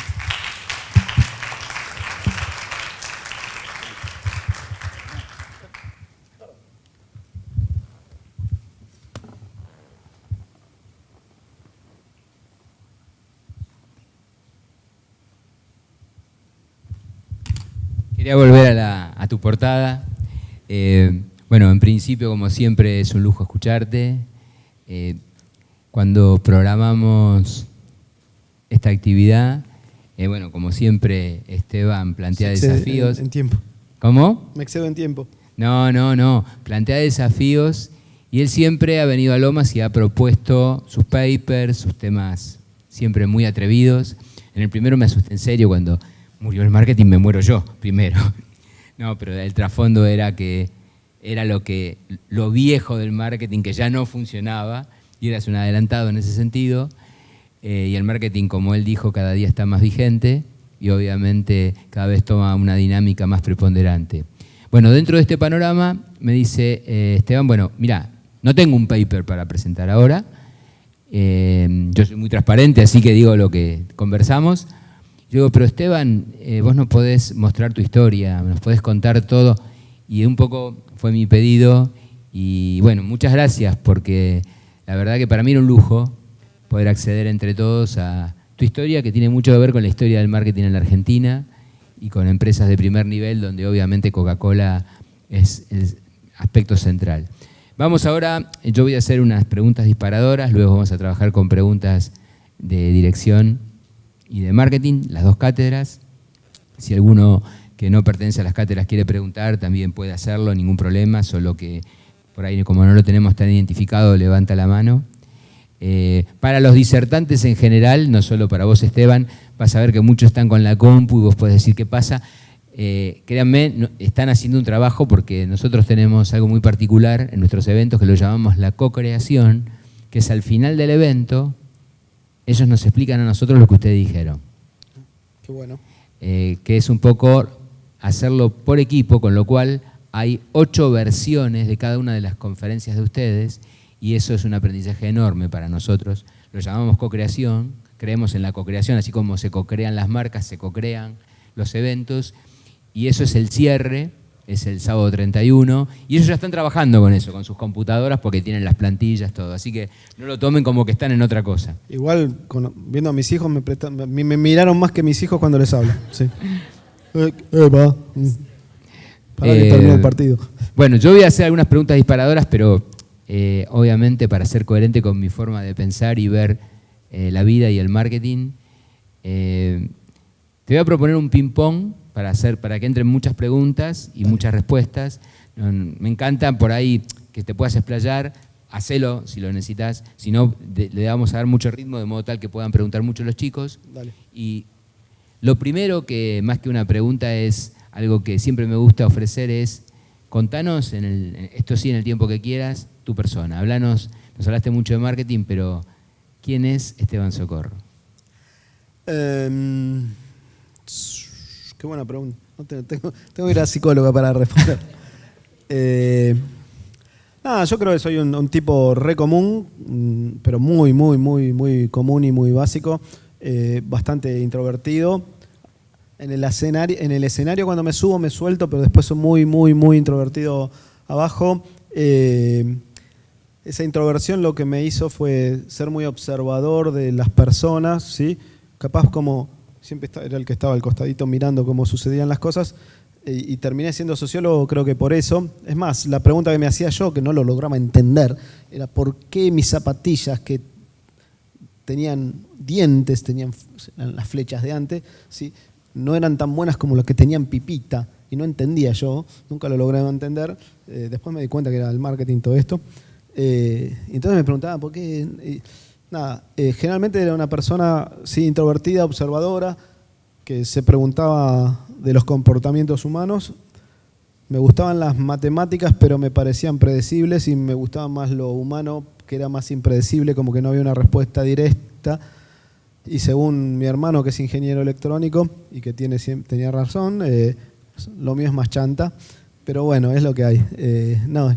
Y llegué al marketing de casualidad, no. Llegué al marketing por una cuestión laboral, no lo sabía, pero después me di cuenta, después de romper algunos prejuicios que uno tiene cuando entran determinadas lógicas, me di cuenta que es un lugar donde efectivamente se puede transformar el mundo, y esa idea que les comenté respecto de ese comercial, efectivamente me marcó la vida, y siempre que trabajé en Coca-Cola lo veía como un amplificador para ayudar al mundo a que sea un mundo mejor. Seguramente no lo hemos hecho, o no lo he podido hacer, o no lo hice con la misma intensidad, pero nada, de alguna manera eso es lo que me motivaba a trabajar en marketing. Excelente. Básicamente voy a hacer como un hilo conductor que en referencia a nuestra carrera, licenciatura de Administración, y después la divido en 5 preguntas rápidas, ping-pong, ya para que los chicos empiecen a preguntar. Nos gusta mucho que ellos puedan dialogar con vos, nos gustaría que lo puedan hacer todos, ellos los van a representar. Sin lugar a dudas, el enfoque directivo nos lleva a algunos desafíos. El pensar estratégicamente creo que es un gran desafío. El poder liderar personas, porque no hacemos nada sin las personas, sin los equipos. Indudablemente que la ejecución, la puesta en marcha de las concepciones estratégicas es clave. Vamos a tener que innovar, nos vamos a equivocar y vamos a tener que aprender. No sé si esto refleja parte de lo que fue tu carrera, pero bueno, quisiera, de a uno yo te los voy recordando porque hice como un hilo conductor que me parece que tiene que ver con tu carrera. Y la primera pregunta así rápida, digo rápida porque ya sé que podías estar toda una vida contando, pero es ¿cómo se piensa o cómo pensaste estratégicamente en una empresa como Coca-Cola? Para mí, nada, en términos generales, a mí la respuesta en las 3 tiene el mismo factor común o el denominador común, no sé, matemáticas, ahí me lo llevé, que tiene que ver con lo humano. Las 4 cosas que mencionaste tienen el factor humano. No existe estrategia si no pensás en personas. Hacer negocios es humano, ganar plata es humano, y generalmente ganás plata ayudando o haciendo que la gente consuma los productos que vos querés, con lo cual me parece que el factor humano es fundamental a la hora de pensar estrategias. ¿Por qué? Porque una estrategia es una competencia, es pensar una competencia, cómo desarrollarla, y la estás haciendo contra otro ser humano, no en contra, pero sí en el mercado, ¿sí? Con lo cual la parte humana me parece clave. Cuando solamente te quedás en los números financieros o en los de resultados, puedes llegar a fracasar. Mi aporte a lo estratégico fue tratar de integrar lo humano, lo social, ¿sí?, lo político, dentro del mundo de las estrategias, que todo eso también afecta al mundo de los negocios, pero el mundo de los negocios es ante todo humano, y cuanto más humano seas a la hora de pensar una estrategia, probablemente sea más cercano a ser exitoso. Nosotros hablamos, perdón, no te corté, no. ¿No? Hablamos siempre, una de las cosas que enfatizamos y que todos los alumnos pasan por esa experiencia y lo hacen, es el desafío de lanzar un producto, ¿no? Y me imagino que vos has lanzado un montón de productos en Coca-Cola o intervenido en los equipos, entonces desde el liderazgo, ¿no? ¿Cómo es eso en la vida real? Que nos puedas decir, bueno, liderar todo lo que has hecho en planeamiento estratégico, en Strategic, y básicamente de cara a pensar en una implementación de por ejemplo, un lanzamiento de un producto o lo que se te ocurre en Coca-Cola, un proyecto. Hay un montón de cosas en las que soy bueno y hay cosas donde soy muy malo de todo este proceso, y si lo podemos vincular con el lanzamiento de productos. Desde lo humano siempre fui deseoso de buscar lo nuevo, lo diferente, lo distinto. Me aburren las cosas que se hacen así, porque están armadas y porque están dadas. Y eso me ayudó a pensar de manera muy distinta en un montón de cosas, y tuve éxito en lanzar productos de investigación de mercado, como el que te comenté. Tuve fracasos en lanzar productos físicos. Nosotros diseñamos Coca Life, lanzamos Coca Life para todo el mundo. Fue un hermoso lanzamiento. La marca para mí está muy bien posicionada. El producto no respondió a las necesidades y a los gustos de las personas, con lo cual volvemos a lo anterior. El sedimento de abajo del todo de lo que hablamos del marketing, si el producto no está, no importa qué tan buena sea la marca, no importa qué tan efectivo sea tu comunicación, fracasó. Lanzamos Wabi. Wabi fue la plataforma que intentaba competir contra Rappi con los almaceneros. Tuvimos la capacidad de construir una visión estratégica muy potente dentro de Coca-Cola, que era, la visión estratégica era: vamos a ayudar a que los hijos de los almaceneros no sean los bicicleteros de Rappi, porque veíamos que el mundo digital se los iba a comer. Eso iba muy bien con Coca-Cola, porque Coca-Cola es una empresa que ha ayudado a los almacenes y al canal tradicional a desarrollarse, trayéndoles tecnología, otro tipo de tecnología, heladeras, ¿cómo se llama? Toldos, un montón de cosas Coca-Cola. Eso funcionó muy bien, fracasamos y se vendió muy bien, estratégicamente la oportunidad se entendió, teníamos 5 años para capturarla. Lo que no vi humanamente era cuánto de eso generaba riesgos o desconfianza dentro del mismo sistema. Coca-Cola es una empresa con embotelladores y nos estábamos pisando un territorio que le pertenecía al embotellador, y yo no tuve la capacidad de verlo, con lo cual fracasé humanamente porque el que debía ser mi partner no lo supe incorporar, y eso no permitió que tuviera éxito. Seguramente hay otro montón de cosas, de problemáticas, de inversión, pero nada, ese fue el principal error. Con lo cual intenté mucho lanzar un montón de cosas. Cuando la cosa tocaba, toda la parte estratégica funcionaba, toda la parte de insight funcionaba, toda la parte de storytelling funcionaba. Muchas veces cuando tocaba la implementación, bajar a tierra, implementarlo, la parte que para mí es aburrida, pero que nada funciona si no hay gente que labura, que lo ejecuta, que lo mete. Por eso, hablando de liderazgo de equipos, no armen equipos que sean iguales a ustedes. Busquen siempre equipos que sean totalmente, con gente con la que se sientan incómoda, no de valores, pero sí incómoda de pensamiento, incómoda de lógica, incómoda de decir, este tipo, ¿qué boludo se está diciendo? Y capaz está diciendo una genialidad que el boludo es uno que no entiende. Cuanto más diverso sea el equipo, mejor. Escúchenlos. Cuando uno está ahí adentro y cuando uno tiene una posición jerárquica, a veces se encierra mucho, le sale ya lo pensé, no va a funcionar. ¿Por qué vamos a cambiar? Si lo viejo funciona, ¿para qué lo vamos a cambiar? Nada, traten de ser muy atentos, no se rodeen de gente que es igual a uno. Desafortunadamente uno tiende a replicarse, le encanta a la gente que es igual a uno y que es un poquito menos porque todavía no aprendió, entonces uno se siente revalidado constantemente. Esa parte del ego de uno hay que trabajarla mucho. Todos creemos que lo tenemos, que lo sabemos hacer. Nada, fracasamos miles de veces, o yo por lo menos fracasé miles de veces. No es ni de mala gente ni de mal tipo, es uno le gusta mirarse al espejo, es así, ¿qué le vamos a hacer? Siempre me apasiona escucharte. Bueno, Esteban, se habla mucho de Esteban en mi casa. Se hablaba con mi hija Gaby, con mi esposa, vino tantas veces a Lomas. Y mi esposa siempre me decía, es increíble porque, más allá de la simpleza que ustedes ven y la humildad, él podría ocultar cosas. Y sin embargo, comenta, siempre que ha venido, comenta en qué se equivocó. Porque éxitos no tengo. ¿Cómo? Éxitos no tengo, por eso. Y no, seguro que muchos. Y cuando empecé a hablar, me dice, sabe que me gusta mucho la innovación, me dice, innovación y fracasos. Entonces, bueno, contaste algo de fracasos o de cosas que no funcionaron.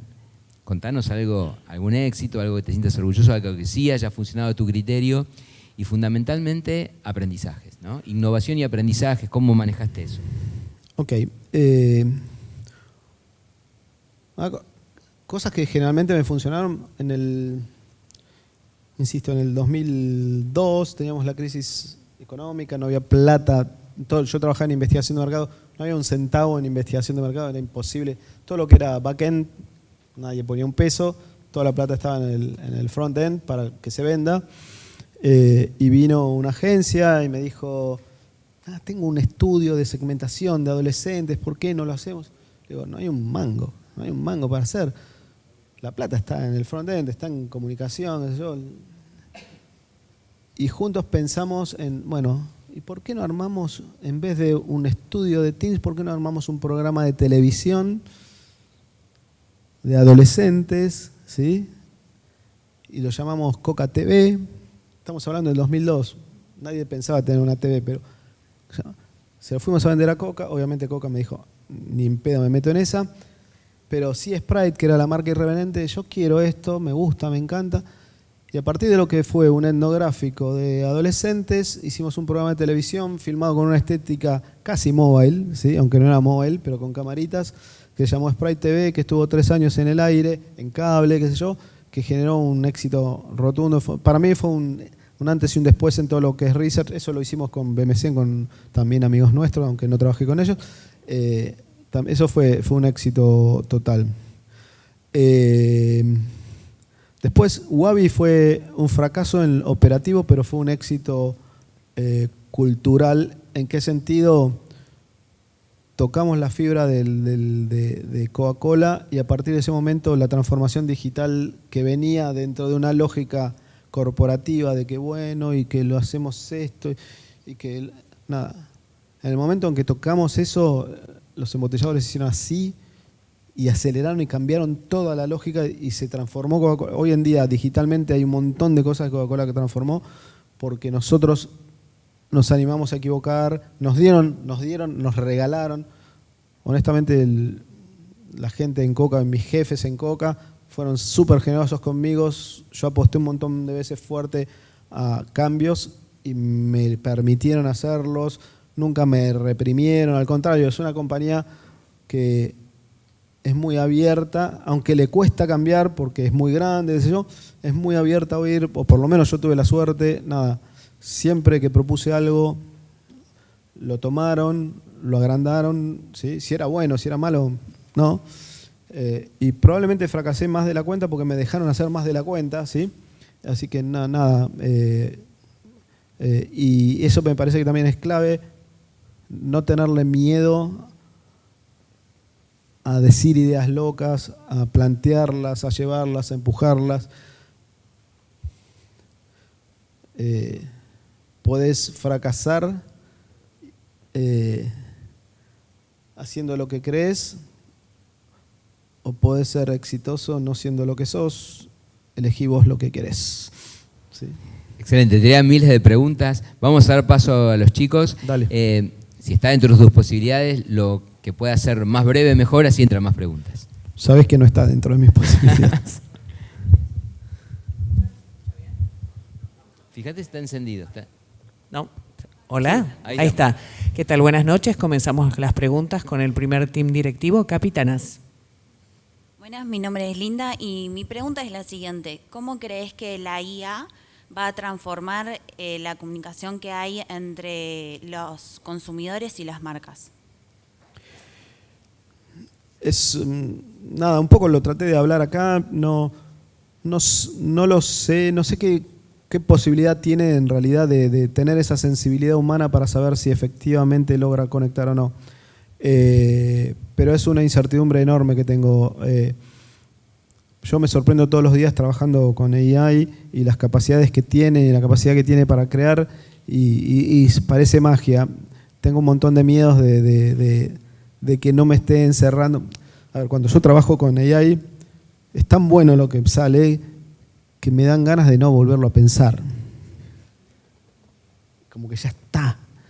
Y está buenísimo, pero hay momentos donde dudo, digo, ¿y si yo lo pienso distinto? ¿Y si yo no soy esto que me está respondiendo? ¿Y si yo soy distinto?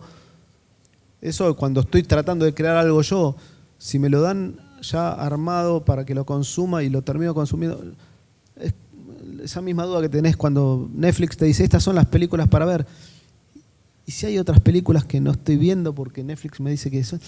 Esa es la duda y el miedo más grande que tengo.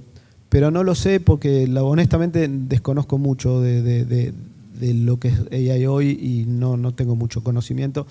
Son más intuiciones y más miedos, miedos de viejo, como corresponde, ¿sí? Pero bueno, por suerte eso va a ser un problema que tienen que resolver ustedes. Buenas noches, Esteban.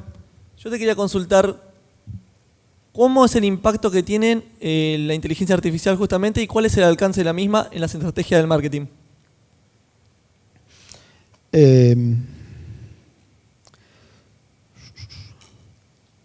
Sí, insisto con lo mismo. Me parece que hay el riesgo gigante es que dejemos de armar estrategias humanas o desde las personas y nos entreguemos fácilmente. Es muy cómodo,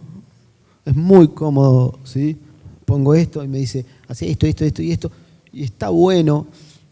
Y capaz la forma de ser disruptivo hoy en día es no usándola o pensando una estrategia que sea diferente o diametralmente opuesta o cuestionándola constantemente. Me parece que uno tiene que empezar a tener criterio propio, no para negarla, sino como para cuestionarla, decir, y si lo pienso así, si lo pienso distinto, si lo pienso distinto, lo pienso distinto. Y si llegas a la conclusión, no, esto es lo mejor, y bueno, es lo mejor, ¿sí? Que se te pueda ocurrir, pero por lo menos darse el espacio para cuestionar, ¿sí? Buenas noches, Esteban. Mi nombre es Marina. Hola, Marina. Mi pregunta es, ¿qué consejo le daría a los profesionales de marketing para crear marcas fuertes y duraderas?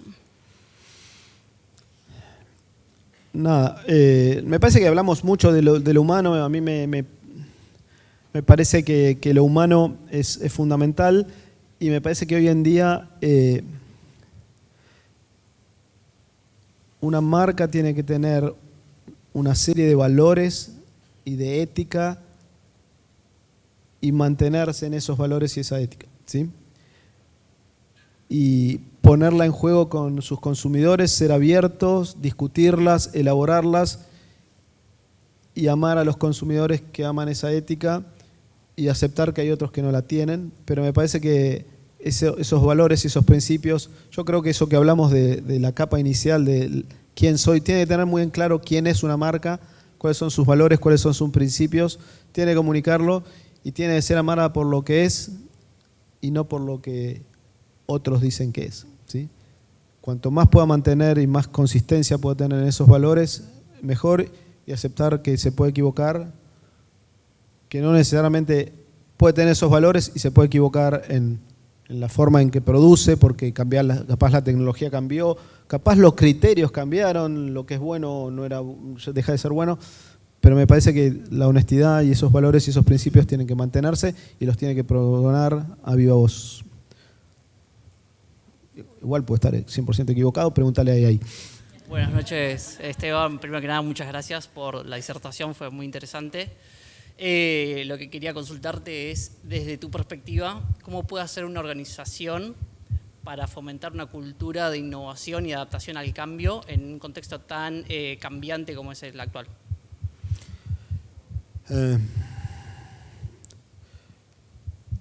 Primero, tiene que sacarse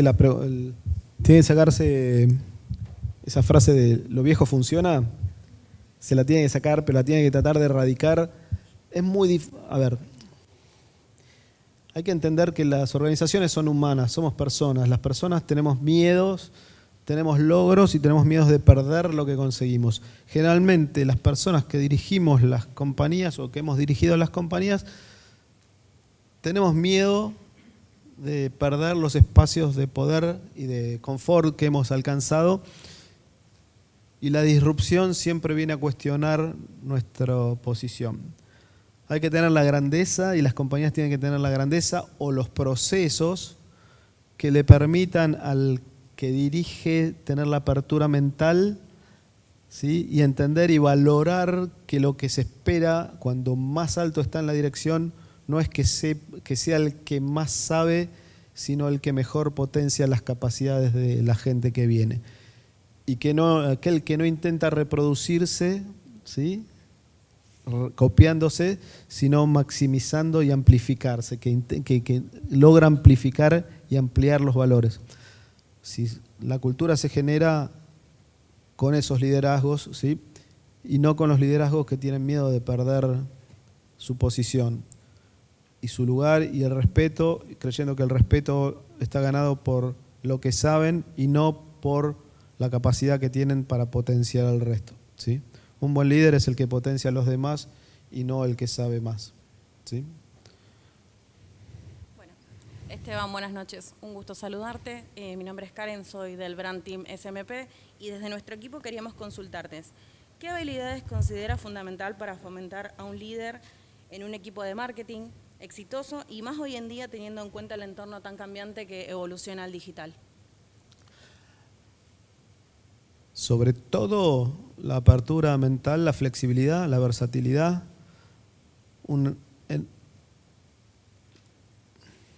enorme capacidad de escucha, de inspiración, pero no inspiración porque sé más, ¿sí?, sino inspiración porque estoy dispuesto a potenciar a todos, ¿sí? Yo te inspiro porque no busco lo mejor de mí, sino que busco lo mejor de todos. Y que eso se verifique no en palabras, hay mucha gente que habla lindo, ¿sí?, que se verifique en los hechos, que me des espacio para hacer cosas, para probar, para fracasar, para intentar cosas nuevas. Yo tuve la suerte, insisto, me dieron miles de oportunidades. Coca ha sido muy generosa conmigo, y Fer es súper generoso conmigo también, me da un montón de chances.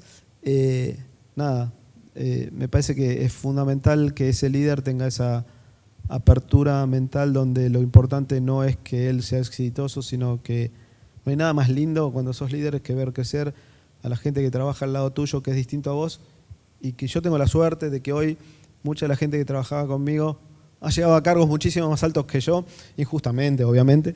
No, mentira. Y es hermoso ver eso, ¿sí? Pero tenés que aceptarlo que en algún momento esa persona que te reportaba a vos puede ser tu jefe, ¿sí? Y no sentirte mal por eso, ni menos por eso, sino al contrario, sentirte mucho más porque vos lograste que alguien que creció, es lo mismo, tenés que ser como un papá, tenés que darte cuenta que esa persona que está bajo tuyo puede ser el que te cuida mañana. Lo que decís es hermoso y no puedo obviar mi agradecimiento eterno a que mi hija haya trabajado con vos. No te superó, no ese es el objetivo es que ella sea, pero yo te lo agradezco. Yo soy muy agradecido y bueno, gracias. Te quiero muchísimo, o sea, vos lo sabés. Hola, buenas Hola. noches, Esteban. Mi nombre es Brenda y la pregunta es la siguiente. A partir de tu recorrido en marketing, ¿cuál fue el momento que más te desafió y qué aprendizaje te dejó? El momento que más me desafió fue el último, acá cuando hice transformación digital. porque honestamente no sabía nada de transformación digital y me dio un miedo terrible por esta tontería de creer que para liderar tenés que saber, y en realidad lo que tenés que ser potenciador de los demás. Logré reconvertirnos, logramos crear esto que estuvo maravilloso, que no funcionó del todo, pero probablemente el peor momento de todos haya sido el último, cuando yo sabía que ya mi ciclo en Coca había terminado y no sabía cómo salir. ¿Sí? Uno tiene que aprender a darse cuenta cuando ya no tiene el corazón ahí, siente que no está aportando lo que tiene que aportar, cuando ya la zona de confort es muy confort, y es re jodido, ¿sí? Cuando estás tirado en la cama y está todo bien y llueve afuera, está muy lindo ahí, pero tenés que aprender a darte cuenta del momento donde ya es hora de levantarse y empezar a moverse. Es difícil, ¿sí? Cuando tenés todo por crear, ves un montón de retos, dificultades, puteas de arriba abajo, pero estás yendo el problema es cuando estás cómodo, muy cómodo, y te sentís muy tranquilo, y la lluvia cae, y vos estás ahí, mirá qué buena peli que estoy viendo, y no te das cuenta que llegó el momento de moverte. Ese fue un momento bastante complejo, y por suerte lo llegamos a tomar en conjunto y lograr procesarlo, pero no es un momento fácil. Es uno de los momentos más difíciles de nuestra trayectoria y hay que prepararse, es verdad. A Messi le va a costar retirarse. Obvio. ¿Qué tal, Esteban? Yo soy Messi, ¿vieron? Ese es el metamensaje que les mandé. Sí, es el día después. ¿Qué tal, Esteban? Buenas noches, soy Denis. Y mi pregunta va respecto a los insights. Sí. ¿Cómo convertís esa información en decisiones estratégicas concretas? Qué buena pregunta. A ver, cuando empezó la crisis del 2001, un poquito antes, nosotros empezamos a construir este Consumer Mood al principio con una socióloga que me encantaba, re profunda, hermosa. Iba al hueso, usaba todas las palabras difíciles que yo aprendí en la facultad. Fuimos a presentarle al que era el gerente general en ese momento. El flaco escuchó dignamente, estoicamente escuchó.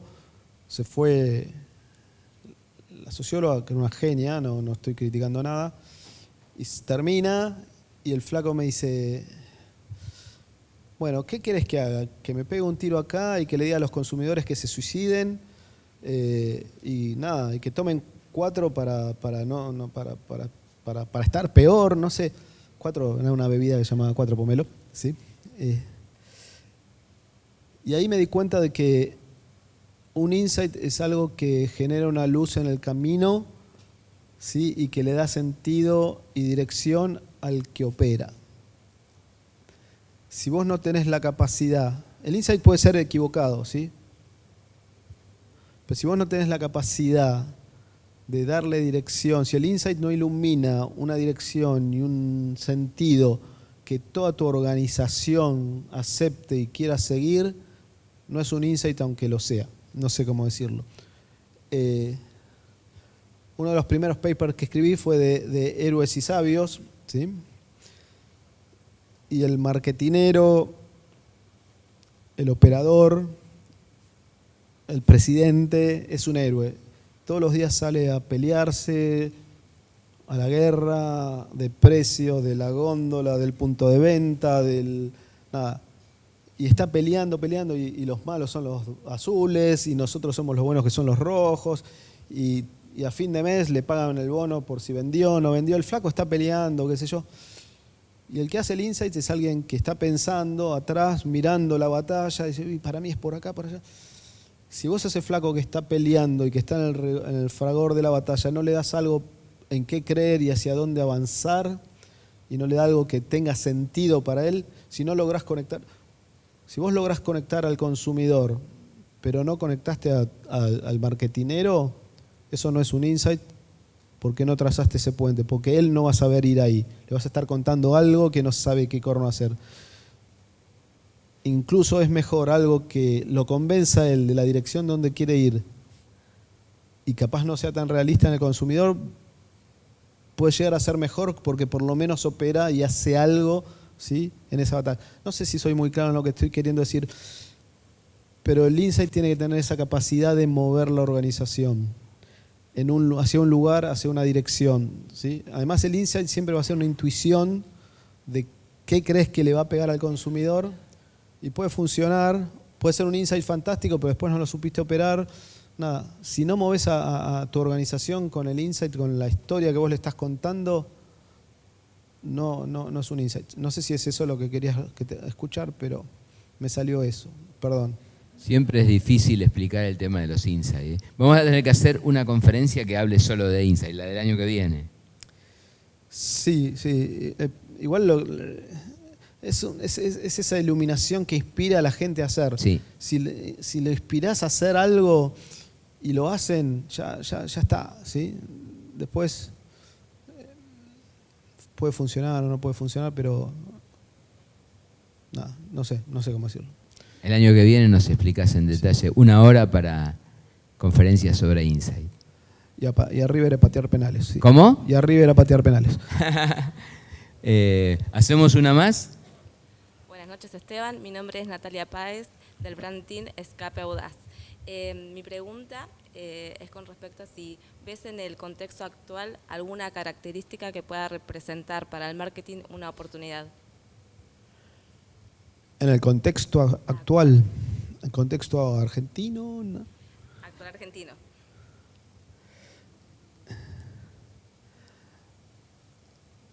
Yo creo que la gente está muy deseosa de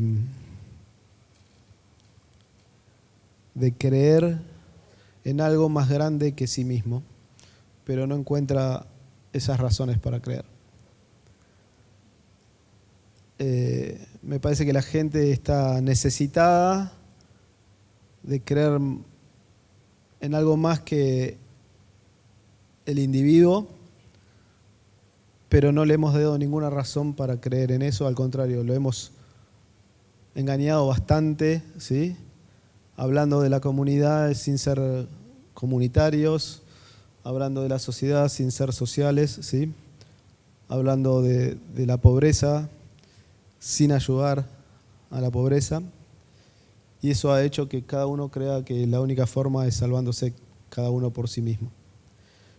Creo que hay una oportunidad gigante en volver a construir ese discurso de que, creo que estaba también en la serie de solos no nos salvamos, ¿sí? Nadie se salva solo. Nadie se salva solo,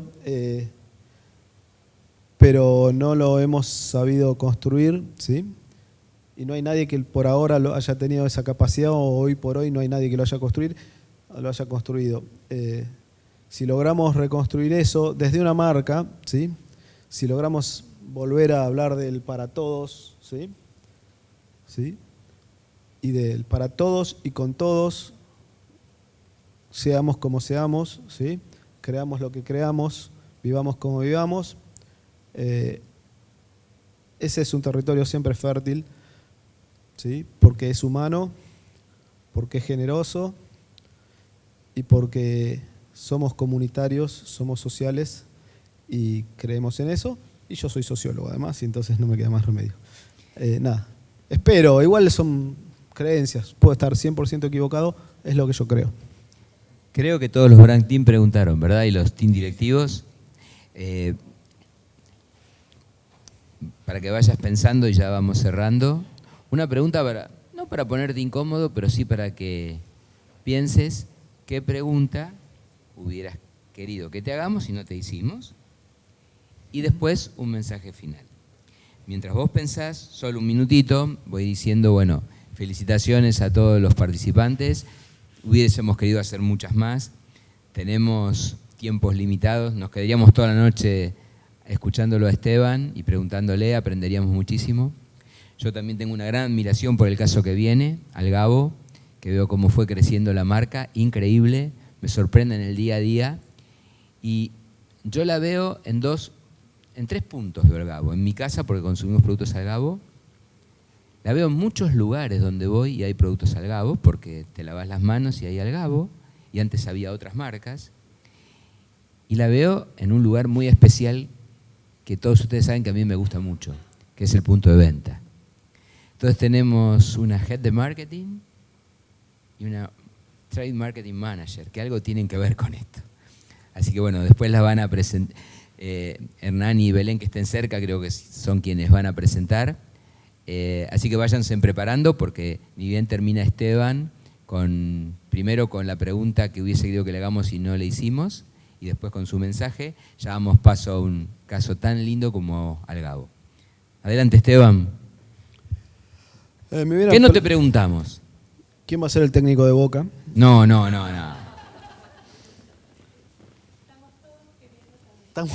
perdón. Todos queremos saber si Racing gana Libertadores. No, creo que me hicieron más preguntas de las que yo me hubiera querido que me pregunten. Pero honestamente no se me ocurre una, y me voy ya con la peor pregunta, con la respuesta que me quedó ahí flotando de cómo explico un insight, que creo que es la pregunta del día 1 que entré a laburar. Sí, buenísimo, pero eso queda para el año que viene. Sí, pero, déjame generar una teaser campaign, una expectativa. Intenté espadearla, pero no me la compró el muchacho. No me la compró. Sí. Está todo bien, me lo merezco. ¿Vamos con el mensaje final entonces? Nada, siempre digo lo mismo, acá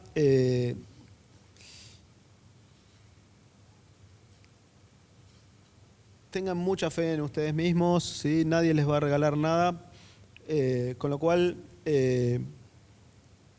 si ustedes no se lo regalan a sí mismos, va a ser difícil que otros se los regalen.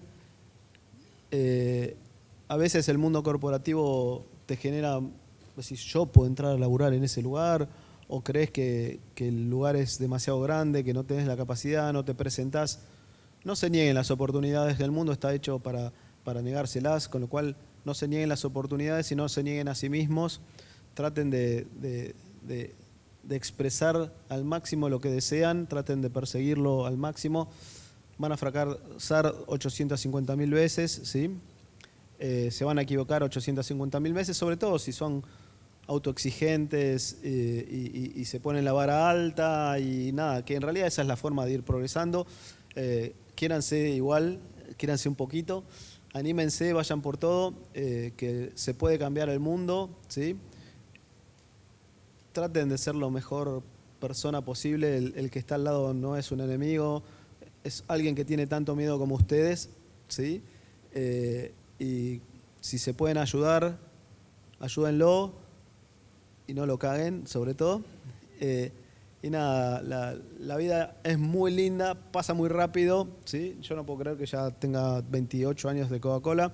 El día que entré, jamás pensé que iba a trabajar en una corporación, jamás pensé que iba a trabajar en Estados Unidos, jamás pensé que me iban a invitar a una universidad a hablar y que la gente no me iba a tirar tomates. Nada, anímense, está bueno, disfrútenlo. Y me gustó sobre todo lo que él dijo, el marketing es humano, está hecho por humanos, si esos humanos que hacemos, con lo cual lo podemos usar para el bien o para el mal. Si ustedes van a ser marketineros, úsenlo para el bien, ¿sí? Es hermoso, se puede ayudar a un montón de gente, es inspirador, la pueden ayudar a crecer, a crear, a ser más felices, con lo cual traten de hacer eso.